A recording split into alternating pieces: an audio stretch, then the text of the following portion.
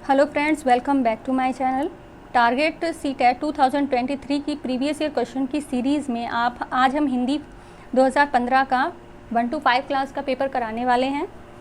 आप सभी को पता है कि इस तरह के हमने हिंदी के सारे ही ईयर के पेपर कराए हैं और ईवीएस के भी कराए हैं। आगे हम इंग्लिश और सीडीपी भी के जो क्वेश्चंस हैं पीवाईक्यू वो भी कराएंगे। पीवाईक्यू क्योंकि आपका ऑफलाइन एग्ज़ाम है तो पीवाईक्यू आपके लिए बहुत ज़्यादा इंपॉर्टेंट है। चैनल को लाइक शेयर एंड सब्सक्राइब ज़रूर करें और अपने फ्रेंड्स के साथ इस चैनल को शेयर ज़रूर करें। साथ में ही टेलीग्राम लिंक आपको दिया गया है जिससे जुड़कर आप इन पेपर्स की पीडीएफ भी पा सकते हैं। ओके, तो अब हम बात करते हैं अपने क्वेश्चन की पहला क्वेश्चन आपका देखिए क्या कह रहा है। भाषा सीखने की कौन सी विधि मातृभाषा को मध्यस्थ बनाए बिना दूसरी भाषा को सीखने में सहायक होती है? तो ये कौन सी विधि होती है? डायरेक्ट मेथड, यानी कि प्रत्यक्ष विधि। इंग्लिश में इससे रिलेटेड क्वेश्चन बहुत आता है। अगर आपने हिंदी को अच्छे से समझ लिया तो आप इंग्लिश के क्वेश्चन भी कर लेंगे और इंग्लिश के अच्छे से समझ लिया तो आप हिंदी के भी क्वेश्चन कर लेंगे। ओके, तो ये दोनों ही साथ में ही को रिलेटेड हैं। तो आप ये समझ लीजिए कि प्रत्यक्ष विधि यानी कि वो विधि जैसे कि आप इंग्लिश में पढ़ा रहे हैं तो उसका एक्सप्लेनेशन भी आप इंग्लिश में ही दे रहे हैं। ठीक है, तो ये कौन सी विधि होती है? डायरेक्ट मेथड होती है। इसमें मातृभाषा का यूज़ नहीं किया जाता।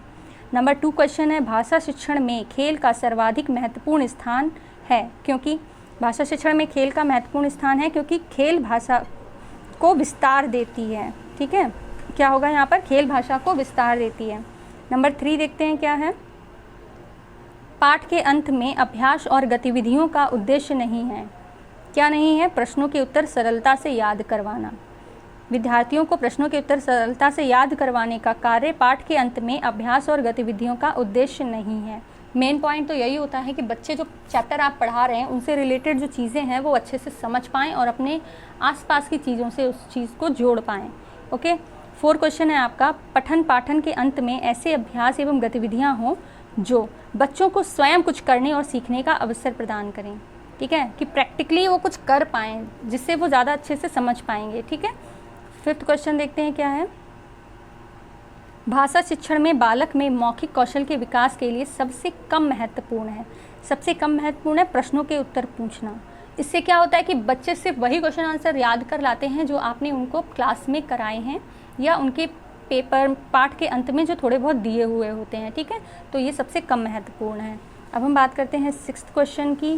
6th क्वेश्चन देखिए क्या कह रहा है। भाषा सीखने में मातृभाषा का व्याघात क्या है? भाषा सीखने में मातृभाषा का व्याघात आंशिक रूप से होता है। ठीक है, सबसे कम होता है। अब हम देखते हैं 7 भाषाई कौशलों के संदर्भ में कौन सा कथन सत्य है? सत्य है आपको बताना है। भाषाई कौशल एक साथ सीखे जाते हैं, क्रम में नहीं। ठीक है, ये नहीं होता है कि भाई पहले हमने उसको संज्ञा बढ़ा दिया तो सिर्फ संज्ञा के ही क्वेश्चन हमें उसको बताने हैं, सर्वनाम पढ़ा दिया तो सर्वनाम के ही क्वेश्चन बताने। सब कुछ कंबाइंड होता है। ठीक है, एक साथ ही सब कुछ भाषाई कौशल में सीखा जाता है, क्रम से नहीं।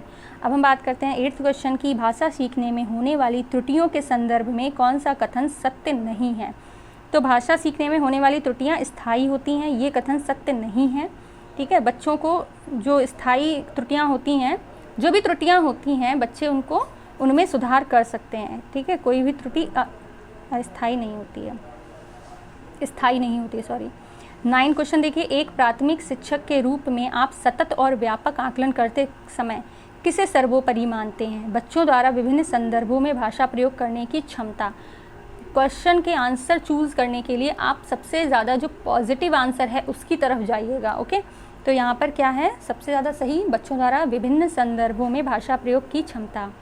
10 देखते हैं, प्राथमिक स्तर पर बच्चों की पठन क्षमता का आकलन करने में किस प्रकार की सामग्री सर्वाधिक महत्वपूर्ण है?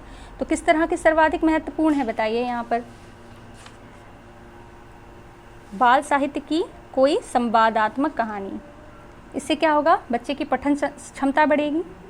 ठीक है, वो थोड़ा रुचि लेकर कहानी को पढ़ेगा और इससे मानसिक विकास में तीव्रता भी आएगी। ओके, नेक्स्ट क्वेश्चन है 11 आपका। पहली और दूसरी कक्षा में भाषा शिक्षण के साथ ही पहली कक्षा को समेकित करने का उद्देश्य नहीं है। नहीं है मतलब चित्रों के माध्यम से फर्स्ट क्लास में बच्चों को पढ़ाया जाता है कि बच्चे खुश होकर पढ़ें। ठीक है, रचनात्मकता का विकास हो, ये तीनों ही हैं। आपको यहाँ पे नहीं है वर्ड दिख रहा होगा कि नहीं है, क्या नहीं है कि भैया लिखना आ जाए, ये नहीं होना चाहिए पहली और दूसरी कक्षा में। बच्चे समझ लें इंजॉय करके पढ़ें और क्रिएटिव हों। ये 3 इंपॉर्टेंट हैं। बच्चों के लेखन में परिपक्वता लाना ये इंपॉर्टेंट नहीं है। 12 देखते हैं। प्राथमिक स्तर पर बच्चों की घर की भाषा को अपनी कक्षा में स्थान देना ज़रूरी है, क्योंकि घर की भाषा बच्चे की भाषाई पूंजी है। ठीक है, वो सबसे पहले अगर कुछ सीखता है, क्योंकि आप सभी जानते हैं कि प्राथमिक स्कूल आपका जो बच्चे का होता है वो परिवार ही होता है। वो सबसे पहले हर चीज़ अपने परिवार से सीखता है। ठीक है, तो वो उसकी भाषाई पूंजी है। नेक्स्ट क्वेश्चन 13, भाषा सीखने सिखाने के संदर्भ में गृह कार्य का उद्देश्य होता है सीखने को विस्तार देना, ना कि प्रश्न करना, व्यस्त रखना, कापियाँ भरवाना। ये तो बिल्कुल उद्देश्य नहीं है। सीखने का विस्तार हो, ये सबसे मेन इम्पॉर्टेंट ऑप्शन है आपका। ठीक है, भाषा अर्जन के संबंध में कौन सा कथन सत्य है? कौन सा सत्य है यहाँ पर? समाज सांस्कृतिक परिवेश के अनुसार अर्थ ग्रहण की प्रक्रिया स्वाभाविक होती है।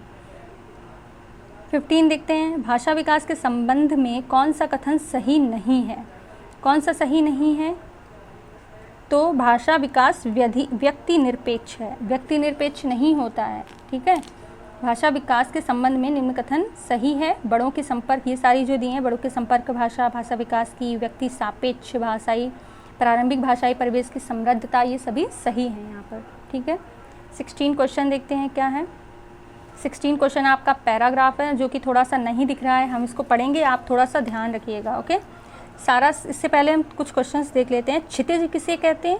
यदि किसी का और छोर नहीं है तो। और फिट और इंसान शब्द, ये किस तरह के शब्द हैं? अब हम आते हैं अपने पैराग्राफ पर। सारा संसार नीले गगन के तले अनंत काल में रहता आया है। हम थोड़ी दूर पर ही देखते हैं क्षितिज तक, जहाँ धरती और आकाश हमें मिलते दिखाई देते हैं। तो क्षितिज क्या है? धरती और आकाश जहाँ पर मिलते हैं उसको क्षितिज कहते हैं। लेकिन जब वहाँ पहुँचते हैं तो ये नज़ारा आगे खिसकता चला जाता है और इस नज़ारे का कोई और छोर हमें नहीं दिखाई देता। ठीक इसी तरह हमारा जीवन भी है। ज़िंदगी की ना जाने कितनी उपमाएं दी जा चुकी हैं, लेकिन कोई भी उपमा पूर्ण नहीं मानी गई, क्योंकि ज़िंदगी में इतने पक्ष हैं कि कोई भी उपमा उस पर पूरी तरह फिट नहीं बैठती। बर्नार्ड शॉ जीवन को एक खुली किताब मानते थे और यह भी मानते थे कि सभी जीवों को समान रूप से जीने का हक है। हम चाहते थे कि इंसान अपने स्वार्थ में अंधा होकर किसी दूसरे जीव के जीने का हक ना मारे। यदि इंसान ऐसा करता है तो ये बहुत बड़ा अन्याय है। हमारे विचार स्वाभाविक रूप से एक दूसरे से मेल नहीं खाते हैं, लेकिन इसका मतलब यह नहीं होता कि हम दूसरों को उसके जीने के हक से ही वंचित कर दें। ये खुला आसमान है, ये प्रकृति है, ये पूरा भूमंडल हमने दरअसल यही बता रहा है कि हाथी से लेकर चींटी तक सभी को समान रूप से जीवन बिताने का हक है। जिस तरह से खुले आसमान के नीचे हर प्राणी बिना किसी डर के जीने, सांस लेने का अधिकार है, उसी तरह मानव मात्र का स्वभाव भी होना चाहिए कि वहाँ अपने जीने के साथ दूसरों से उनके जीने का हक ना छीने। ये आसमान हमें जिस तरह से भय से छुटकारा दिलाता है, उसी तरह से हमें भी मानव जाति से इतर जीवों को डर से छुटकारा दिलाकर उन्हें जीने के लिए पूरा अवसर देना चाहिए। ठीक है, दूसरों के जीने के हक को छीनने से बड़ा अपराध या पाप कुछ नहीं हो सकता। अब आते हैं अपने क्वेश्चन पर। क्षितिज किसे कहते हैं? जहाँ धरती और आसमान मिले हुए दिखाई देते हैं। ये फर्स्ट पैरा में ही था। यदि किसी का और छोर नहीं है तो यदि किसी का और छोर नहीं होता है मतलब उसकी कोई सीमा नहीं है। ठीक है, फिट और इंसान शब्द हैं। फिट और इंसान शब्द कैसे हैं? आगत स्वर हैं। ठीक है, 18 क्वेश्चन देखते हैं। 19 है, सॉरी। बर्नार्ड शॉ ने जीवन की उपमा किससे दी है? खुली पुस्तक से। हम बहुत बड़ा अन्याय कर रहे होते हैं यदि किसी के जीने का अधिकार नहीं देते। ठीक है, यहाँ पर हाथी से चींटी तक को सभी को जीने का अधिकार है। अगर आप एक बार पैराग्राफ अच्छे से पढ़ लेते तो सारे क्वेश्चन आपके इजीली बनते चले जाते हैं, इसीलिए क्वेश्चन पहले देख लीजिएगा। ठीक है, 21 देखते हैं। प्रकृति और खुला आसमान बता रहे हैं कि सबको जीने का हक है। आसमान हमें दिलाता है, क्या दिलाता है? भय से छुटकारे का आश्वासन। किस शब्द में इक प्रत्यय का प्रयोग नहीं किया जा सकता?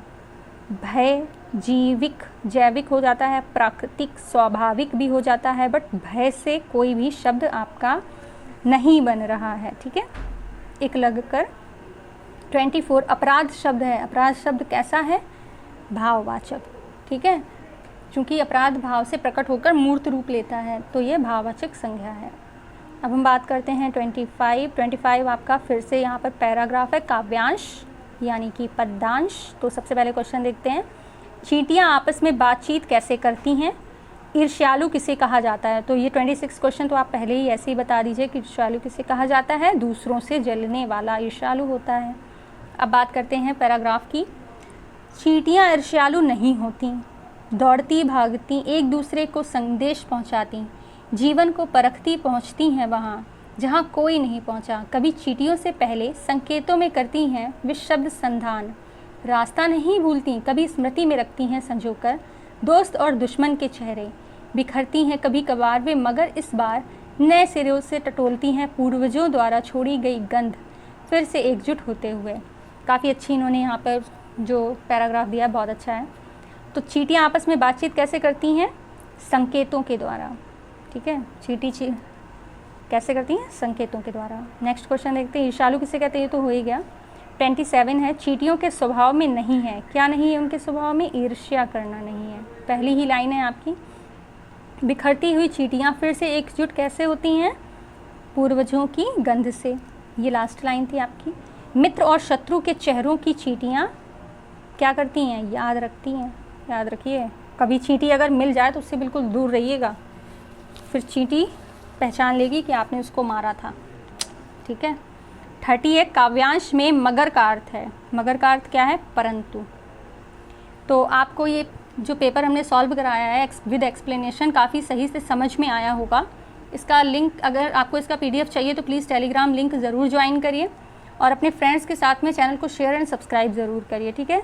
और बने रहिए आगे भी ऐसे ही पेपर्स के लिए। Thank you so much.